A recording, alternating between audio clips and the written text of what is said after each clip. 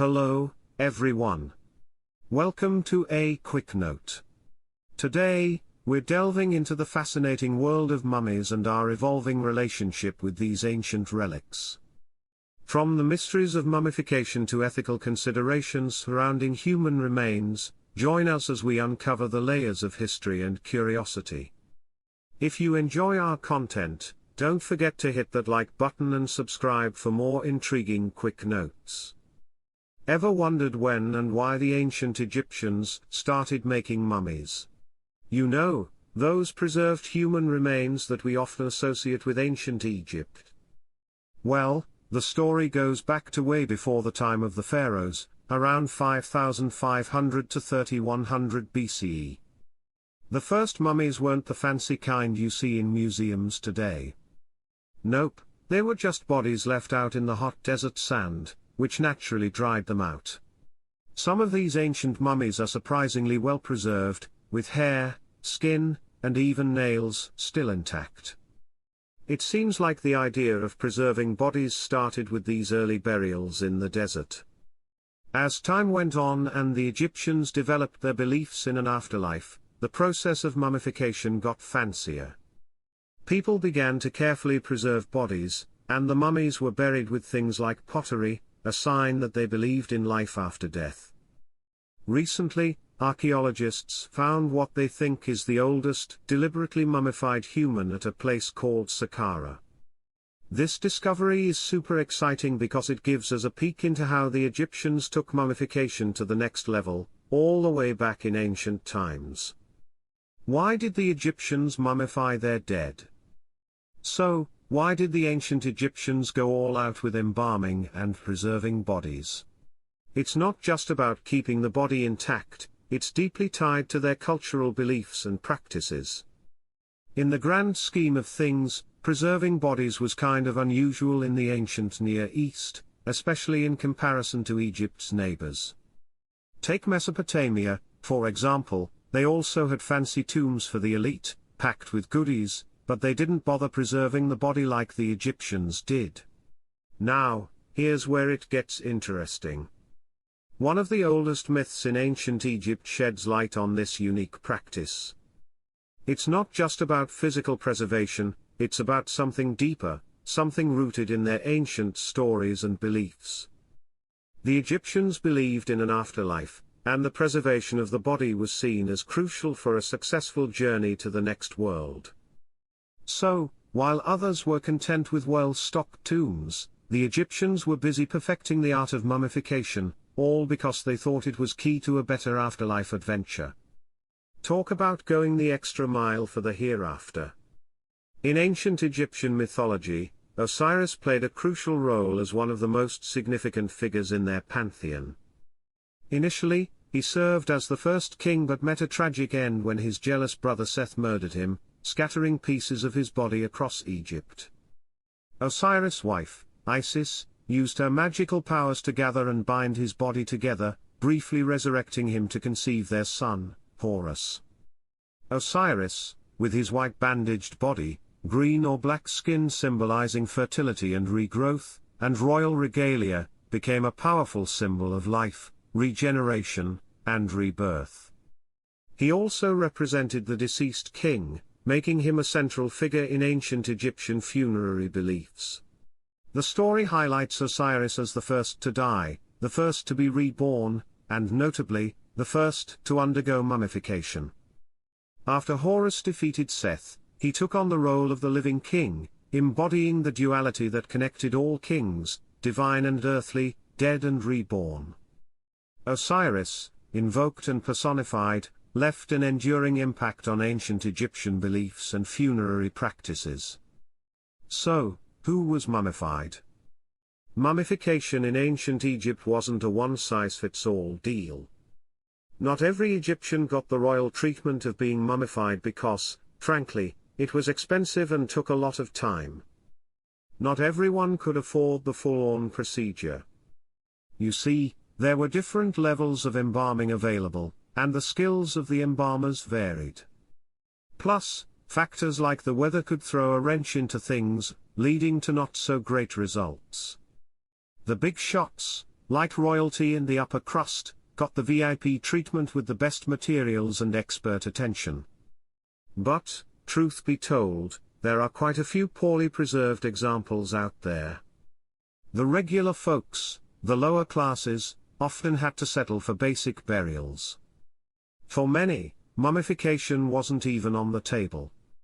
Surprisingly, the ancient practice of burying bodies in the sand, without any fancy preservation attempts, might have been a more practical way to go about it. It's a bit ironic, isn't it? Sometimes, simplicity had its own advantages in the ancient Egyptian burial game. For those lucky enough to go through the embalming process, there was a comforting belief that their earthly remains would undergo a transformation, following in the footsteps of Osiris, and emerge whole in the afterlife. Originally, these funerary beliefs and practices were reserved for the king, but over time, they trickled down through society. As the centuries rolled on, ordinary folks began to adopt these rituals, aiming for their own transformative journey in the tomb.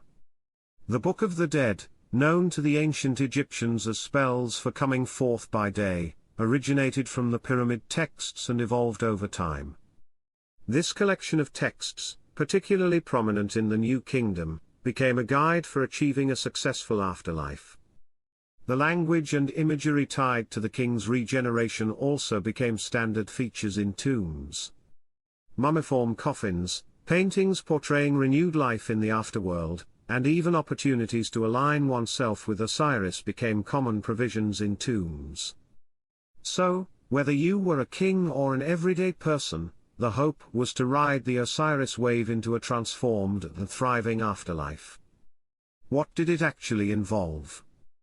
The art of mummification was a sacred and deeply meaningful process, carried out discreetly with most of the precise details kept under wraps. Only a few texts make mention of mummification, and those involved in the trade learned the ropes on the job. Consequently, we have to rely on other forms of evidence to unwrap the secrets of the process. Our primary textual guide comes from an unexpected source, the Greek historian Herodotus, who lived in the 5th century BCE. Herodotus delved into mummification in his work Histories. Although his account has its challenges because he was reporting second-hand information, surprisingly, it aligns quite well with what we now understand about the mummification process. Despite the potential limitations, Herodotus' insights provide us with valuable clues into the ancient and intricate art of mummification. The fanciest mummification process, the Rolls-Royce of the afterlife makeover, took a whopping 70 days. It kicked off with a brain and organ extraction session. Lungs, liver, stomach, and intestines were the first to go. These internal bits, which could speed up the decaying process if left behind, found a new home in special containers called canopic jars. Oddly enough, the heart often got a pass since it was believed to hold memories, emotions, and the life story of the person.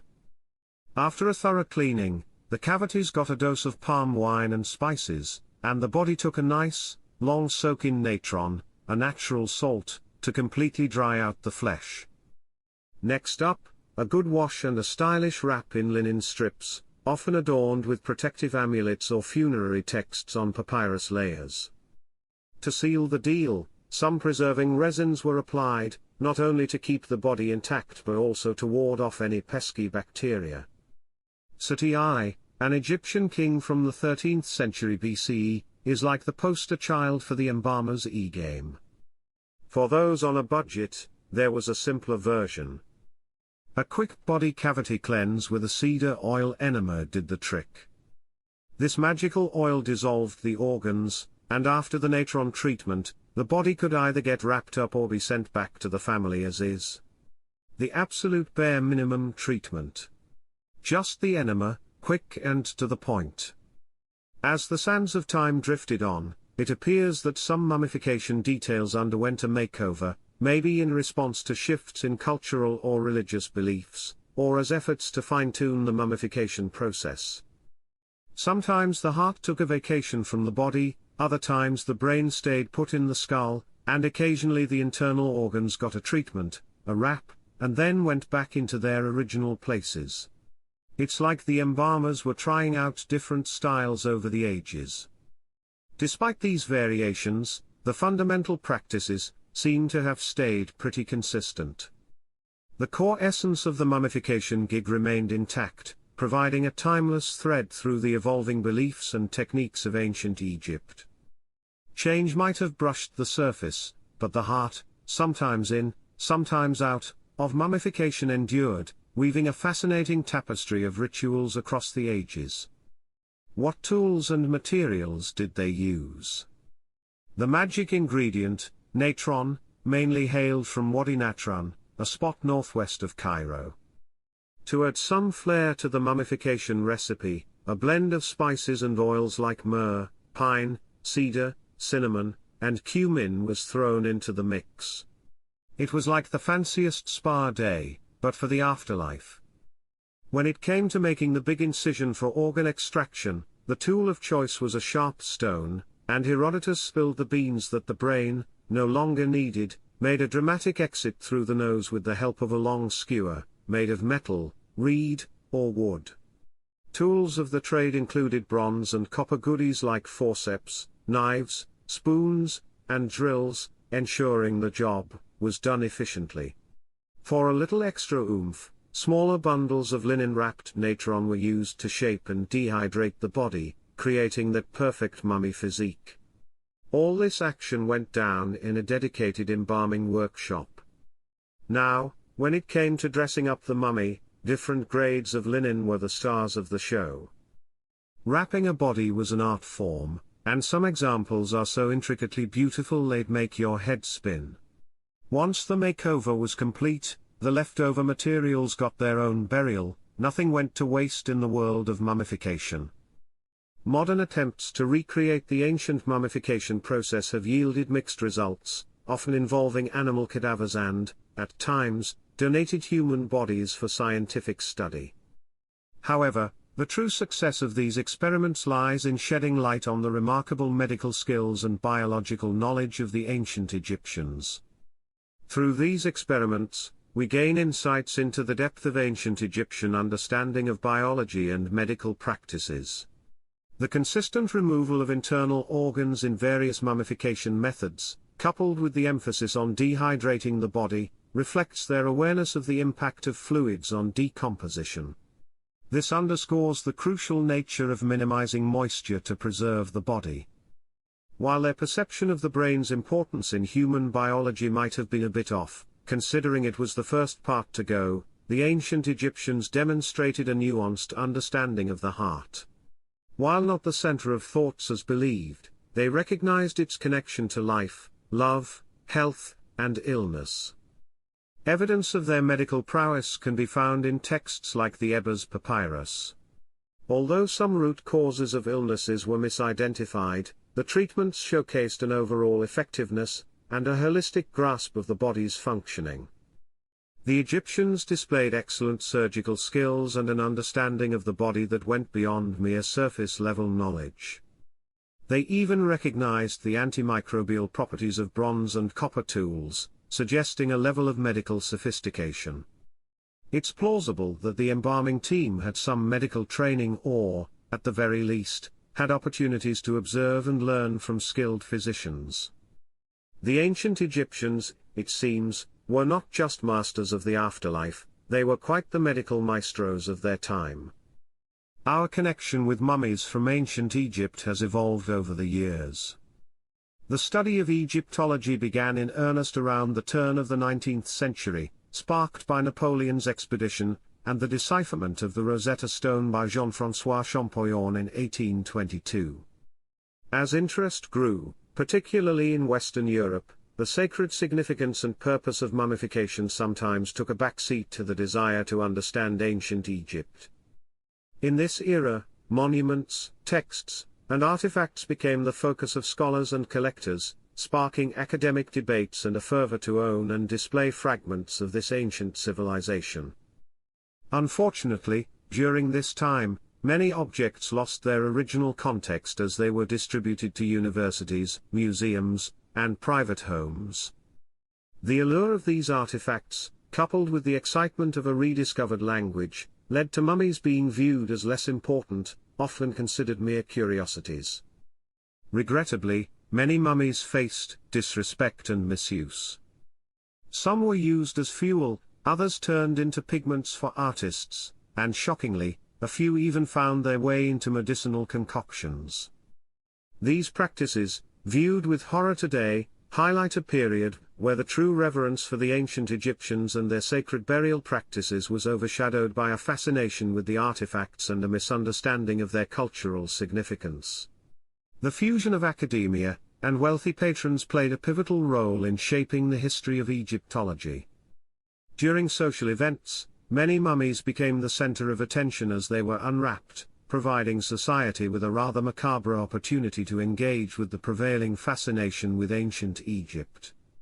While there were instances where mummies were examined for purposes like medical research, these investigations inevitably led to the destruction of the preserved bodies. This macabre interest in mummified bodies persisted throughout the 19th century and found a perfect stage in the Victorian era, with its fascination with spiritualism and Gothic literature.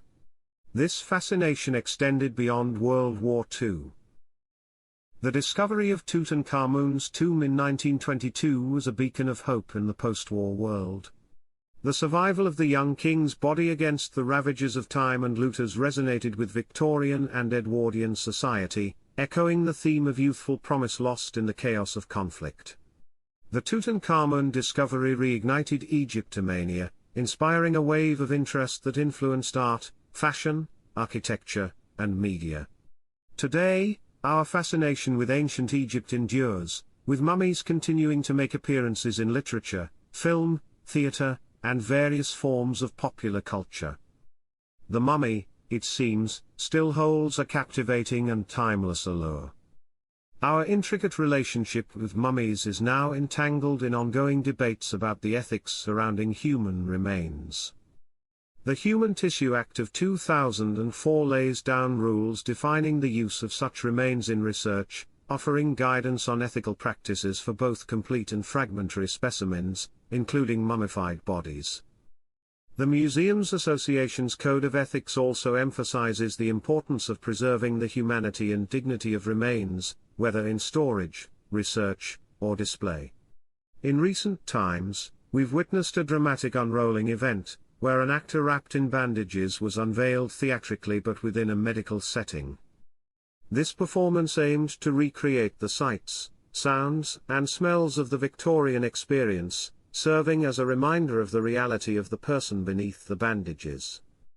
It was a unique blend of fascination and discomfort, as we were confronted with the faces of ancient individuals who, in a sense, achieved an improbable form of immortality, at least for the privileged few.